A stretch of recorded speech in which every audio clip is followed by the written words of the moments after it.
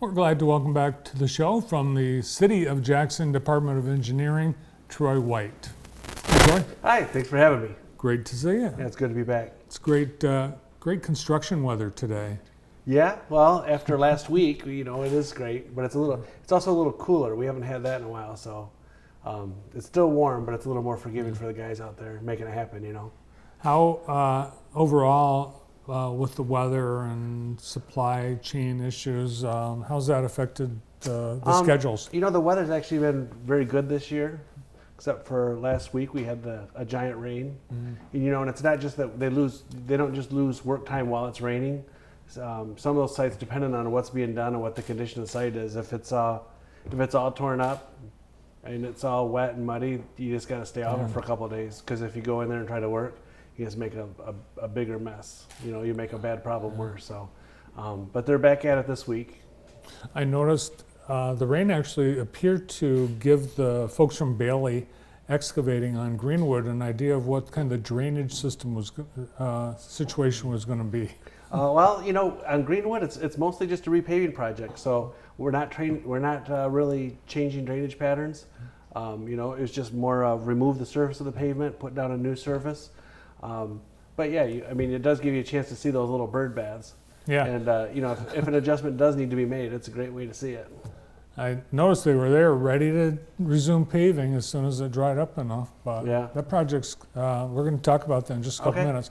But let's start. We've got Wildwood Avenue, and I noticed there was traffic driving on Wildwood. Is it back open? No, it's still closed. It's just, it's a funny little project. It's a small piece between Stewart and Lydia. Oh, okay. It's about 120 feet. Basically what has happened over time is water main was replaced, by the city from west up to Lydia in a couple of different phases.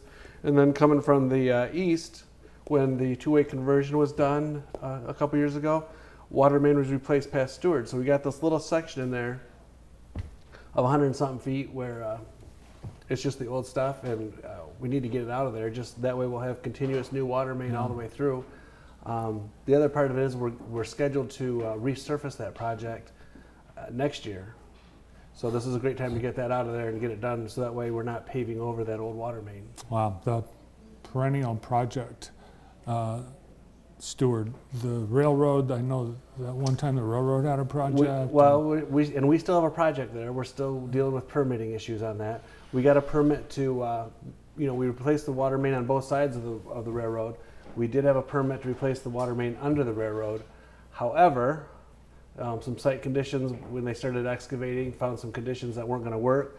So we had to redesign it, which means we have to re-permit it. So, as soon as we get that permit, we're still planning on replacing the water main under Stewart, before the snow flies.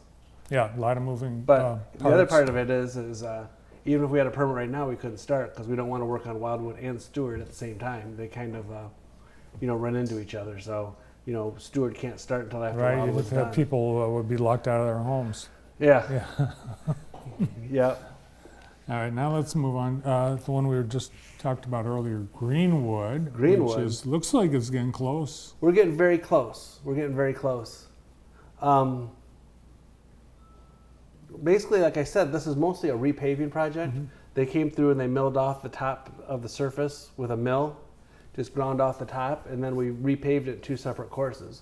So both sides have had one course repaved. The west side's been surfaced, and now we're waiting on the east side. But before you can top it, you got to raise all the manholes and lids up to match the top of the new pavement. That's been done, but we got to let that concrete sit and gather strength before we start driving the asphalt trucks on it. So I think we're looking at Tuesday or Wednesday of next week doing the top course. Then we have to put down new pavement stripes, and then we can open it. But we're getting very, very close to having that open. And I noticed that some of the intersections got new concrete. Did you put in? Well, whenever we talked about this before, whenever we do a street project, we're required to upgrade the street for all users. Meaning we got to fix the sidewalks where they're broken and dangerous, and we got to upgrade all the sidewalk ramps that aren't up to current standards. So sometimes when we're doing these paving projects, we'll spend a couple weeks doing sidewalk ramps and then be able to pave it a day or two. So, but making sure we accommodate all those users, those pedestrians, those people with disabilities. You know, Right. that's usually quite a chore, but it's part of a project. I noticed that Bailey Excavating has now added Bailey Asphalt to their things that they can do. So Yep, they have a paver now, so yeah, it gives them more flexibility in terms of how they bid on our projects and what part of the jobs they do themselves. yeah. I remember when they did the traffic circle around Blair Park, they were at the mercy of the asphalt company. Yeah, well, that was a bad Yeah. year, and they were having labor disputes. And remember, Yeah. we ended up having to wait out the winter to get that paved. Mhm. All right, so that should be open soon. And then the other big project, and I think this one's probably affecting the most in terms of traffic count, West Ave. Yeah, well, it does. It has. It is one of our higher trafficked areas. The thing that's been difficult is, you know, in terms of our north-south corridor down to the south end of town and out to Summit Township, having Greenwood and West Ave closed simultaneously, that's not awesome. Right. But at the same time, you know, we've got when you get these opportunities to do these jobs, you got to do them. And the intersection of West and Morel, now that's more recent. You just closed that. That is Morel Street is open, so you can travel. You can get through on Morel Street. It's closed for north-south there, Okay. as they're working on the traffic signal at that location. So you're putting in those giant black mast arms there? Yes, Oh, we're basically when that's our standard for when we're replacing traffic signals now, and we're doing that at the intersection there at West and Franklin and at West and Morel, just like we're doing them down on Greenwood and Fourth and Fourth Street and Prospect. Those are all getting that new treatment.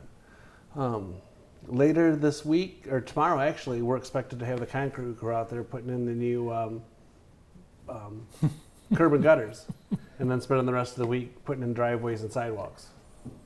usually our camera crew gets yelled at for being in the construction zone. So now they know how we By do a it. person driving through the construction. Yeah. So that intersection, West of Morel, for some reason there have been a lot of crashes there. Well, it's had a couple high profile. It's had a couple fatalities, and you know anytime you have a lot of traffic, you're always going to have more accidents. You know, Oh, we don't call them accidents anymore. Crashes. crashes. Crashes. Okay, but Yeah. yeah, I mean that's part of the reason, or we got funding for this project based on the crash history. Well, those black mast arms with lighted street signs, that certainly makes it's more apparent that you're coming up on an intersection than Well, there's a lot of parts to that project. It's not just new signals with mast arms, although the mast arms and the big lighted street name signs, they do make the intersection much more visible, raises your awareness. But we're also adding overhead street lights coming in from all directions to light up the area better. And there was a late addition to the project where we're actually putting up some radar speed detection Ooh. detectors up there that'll tell you, you know, speed limit is, you know, Oh. is this. You're traveling For this. us, for time to us. slow down. Yeah, Oh. because you know, just raise awareness of the intersection and raise awareness of, you know, for the drivers how they're behaving, how they're Mhm. driving. You know, so there's a number of components to that project. The most visible is the new mast arms. I think they look great. I think they just make everything look better at that at the intersections. So, what's for the West Ave project? Getting it reopened. What's the schedule? We're starting on concrete this week. We'll have to do that for about a week, and then we'll start getting. We'll probably spend a week getting ready to pave, and then paving after that. So we're getting close to the end. If you rounding it out, it's probably about a month, maybe a little less. Okay. But you know, you got to pave it in 3 separate courses, so that's 3 separate days of paving. Then you got to schedule in people to put in the signs and to put up the traffic stripes. So you know, there's these big milestone tasks that get completed, but then there's all the little things that have to go with it, you know, Okay. to make it complete, to make it safe and ready to open. Nice.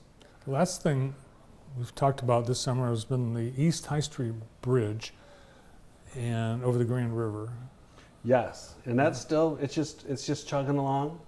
We're getting near the end there. That one's it impacts our industrial park Mhm. big time, but it doesn't really impact our neighborhoods as much. So it's not as high profile. It's a lot less visible too because, it's basically High Street is closed from Executive to South, and it's not like you can just go. The detour around it is down to Cooper Street, so nobody really gets down there. But the new deck is in place. They're starting to work on the approaches. They're starting to work on the new rails along the side of it. So I think we're about a month out. All right. But it'll be a good looking bridge. It'll be wider. It's been a long time coming. Mhm. Yeah, that was in bad shape. Yeah. Well, keep up the great work. Thanks to everyone on those crews working to make our city beautiful. Thanks for coming in. Thanks for having me. From the City of Jackson Department of Engineering, Troy White. Up next on the show.